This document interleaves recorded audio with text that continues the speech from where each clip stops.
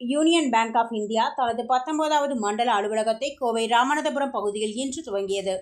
இதனை யூனியன் வங்கியின் நிர்வாக இயக்குநர் மற்றும் தலைமை செயல் அலுவலர் மணிமேகலை திறந்து வைத்தார்.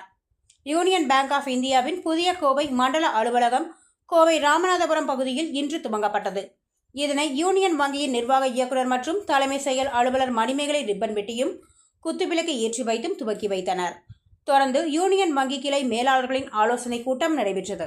இதில் கலந்து கொண்ட மணிமேகலை கூறியதாவது, கடந்த 1919ஆம் ஆண்டு துவங்கி சிறப்பாக செயல்பட்டு வரும் யூனியன் பேங்க் ஆஃப் இந்தியா தனிநபர் கடன், வீட்டுக்கடன், தொழில் கடன் என பல்வேறு புதிய திட்டங்களுடன் இந்தியா முழுவதும் நூற்றுக்கணக்கான கிளைகளை கொண்டு செயல்பட்டு வருகிறது.